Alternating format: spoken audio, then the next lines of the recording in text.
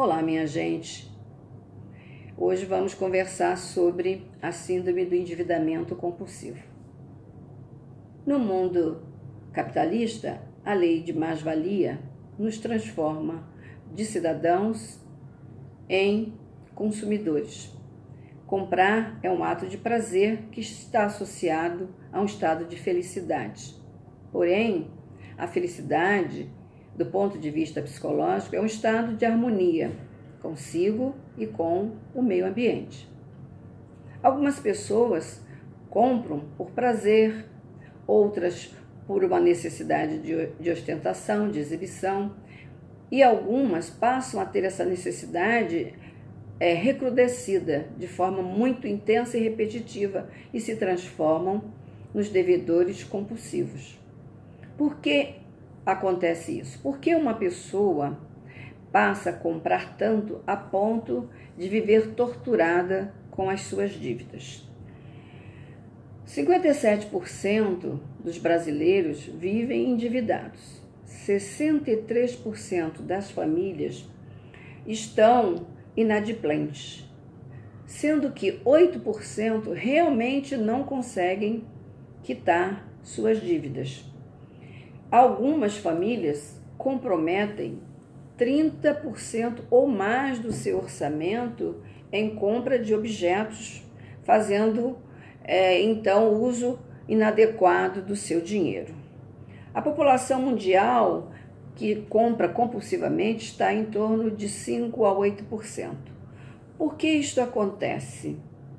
Porque uma pessoa se endivida a ponto de perder o sossego, o bem-estar. Para algumas, se trata de exibição de status. Para outras, a tentativa de aliviar a ansiedade e algumas, dependência emocional. Por que uma pessoa que não consegue pagar aquilo que compra? As causas são realmente subjetivas. Pode ser por impulsividade. Ela não para pensar, eu penso, eu quero, eu preciso realmente disto, mas é um ato impulsivo. Por que acontece isso? Ela toma decisões rápidas e automáticas. Para algumas, é um fator hereditário. Para outras, há um fator de trauma na infância, quando elas não puderam ter aquilo que gostariam de ter tido, brinquedos, festa de aniversário, passeios e objetos que lhe dessem satisfação. Então, o que nós vemos? Essas pessoas possuem uma memória retida numa estrutura cerebral denominada amígdala, que guarda essa emoção de desprazer, de desconforto, que esta pessoa passou durante a infância. E esta emoção, ela não está consciente. Assim, a pessoa tem atos impulsivos de modo inconsciente. Então, não adianta dar conselhos para ela, porque ela está num quadro de bloqueio mental, de bloqueio neurobiológico. Os dados emocionais não têm acesso ao seu pré-frontal. Então, ela não pode fazer uma avaliação, uma análise cognitiva da situação, enquanto estiver sem controle e sem contato com essa emoção que veio da infância, que ficou registrada de sua infância. O segundo tópico para que uma pessoa se torne um devedor compulsivo é o excesso de otimismo também. Ela atribui a si mesmo um poder mágico de que vai conseguir o dinheiro para pagar e quitar o seu compromisso. Ela sempre tem uma história interessante para contar, um enredo fabuloso sobre os devaneios que tem quando vai adquirir um objeto para o seu prazer. O terceiro é o descompromisso com a realidade. Ela sempre vai pensar que vai dar um jeitinho. Então, as consequências não são importantes, nem para ela, nem para as pessoas que estão envolvidas no meio ambiente em que ela vive.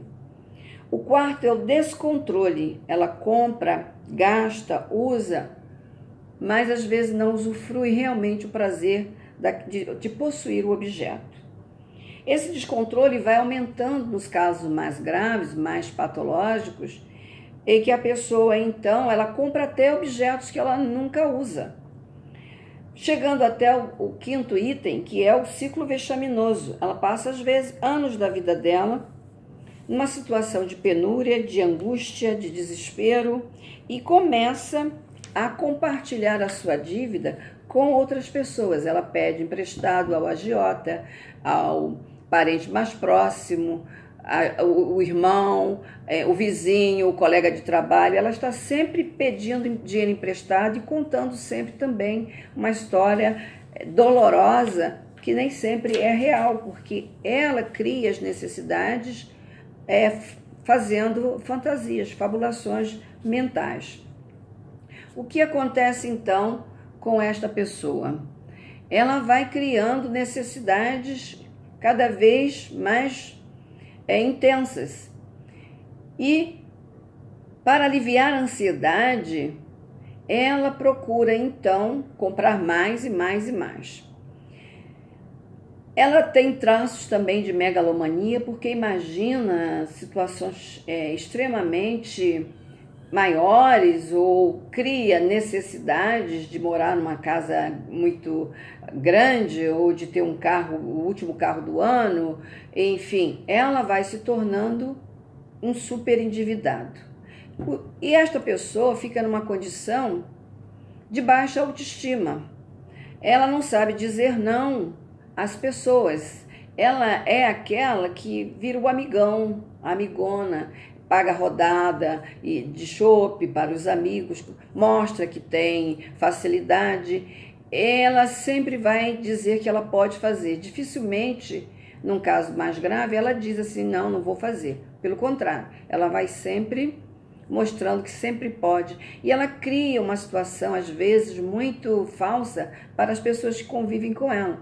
Porque elas dão sempre a sensação de poder, de super-homem. E, na verdade, elas não têm essa condição.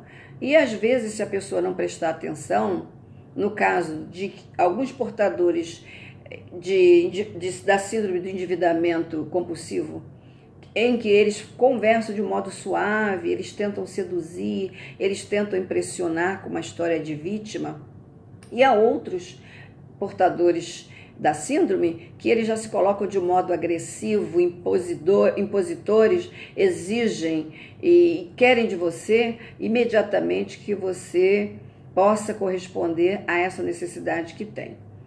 Bem, porque uma pessoa compra aquilo que não pode pagar? Então nós temos a impulsividade, ela faz sem pensar, temos o excesso de otimismo, ela sempre tem uma espécie de auto-hipnose que ela sempre pode, ela tem um poder mágico e ela vai conseguir. E ela às vezes convence a pessoa a quem ela vai pedir um dinheiro emprestado que ela vai pagar um dia. Em geral não pagam. Fique atento, elas não pagam e voltam para pedir emprestado aquelas pessoas a quem elas já pediram outras vezes. Se a pessoa é ingênua ou despreparada ou tem uma generosidade sem lucidez, ela vai explorar essa pessoa, vai tirar dela tudo que puder. O terceiro item é o descompromisso. Ela realmente não está comprometida com a realidade, ela está ligada na sua fantasia, no seu poder de querer adquirir o que ela acha que lhe traz prazer. E isso leva a um descontrole tal que ela perde o controle das contas, ela compra o apartamento, mas não é capaz de pagar o condomínio, ela não tem condições de ter um plano de saúde, ela não paga a mensalidade da escola, as necessidades em casa são gritantes, cada vez mais em termos de fatores essenciais, como a conta da água, por exemplo. Ela vai chegando a um ponto do ciclo vexaminoso. Às vezes pode passar anos sem perceber que está doente. É um caso de doença psiquiátrica, até. Então, ela vai engendrando de tal modo dívida atrás de dívida que ela vive num clima de estresse, de insônia, de ansiedade, de medo, passa pelo processo que as pessoas começam a se afastar dela, rejeição, crítica dos parentes, dos amigos, um isolamento social, entram num quadro de depressão, de estresse, de culpa, de vergonha e de solidão. O que ela pode fazer? Primeiro é parar de fazer o que está errado, o que não está funcionando na vida dela. Segundo, aprender a lidar com o dinheiro como um valor de troca, mas não de compra de pessoas, do emocional, de vínculos afetivos, de melhor evidência na sociedade para suprir uma necessidade básica de autoestima. Também prestar atenção no uso do cartão de crédito, evitar usar cheque, preferir pagar suas contas em dinheiro e olhar bem aquilo que vai comprar, se realmente vai ter condições de pagar sem se prejudicar ou prejudicar a família. Um ponto também bastante importante é verificar que pode ter um tratamento, sim. É difícil, mas é viável que ela também possa recorrer a uma medicação, a uma psicoterapia que avalie e estabeleça um esquema de mudança de neurotransmissores, de renovação das conexões cerebrais, para que ela saia de um comportamento aprendido, muitas vezes por um trauma de infância, em que ela não consegue entender por que comete esses atos repetitivos sem ter controle. Então, realmente um comportamento compulsivo obsessivo. É uma espécie de toque. O que fazer? Realmente fazer um tratamento, e algumas pessoas se negam a se declarar devedor compulsivo, comprador compulsivo, é uma pessoa que precisa de orientação clínica. Então, a maioria leva até 10 anos para realmente aceitar que é uma pessoa em desequilíbrio, em doença. As pessoas da família também devem ser orientadas e passar por um tratamento psicoterápico.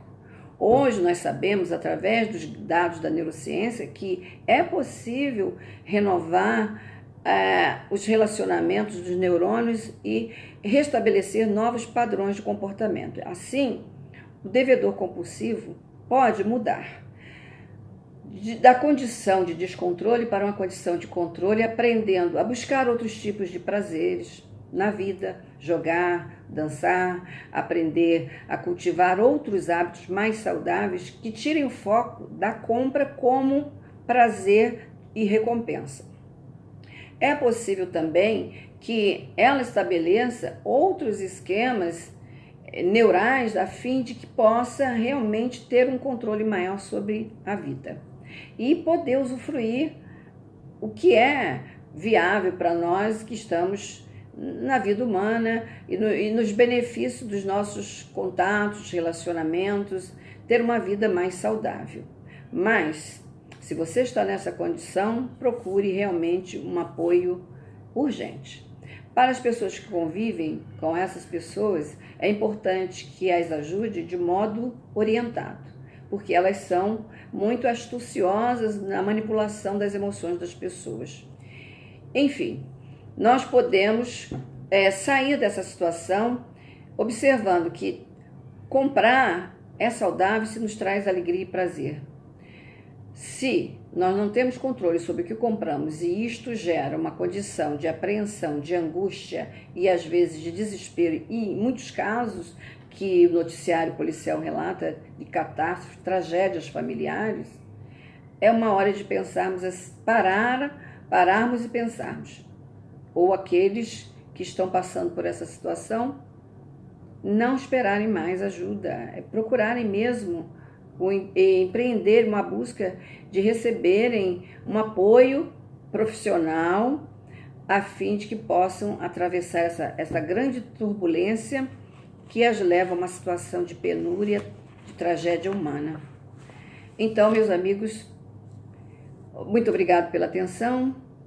Até o próximo encontro. Tudo de bom. Um abraço.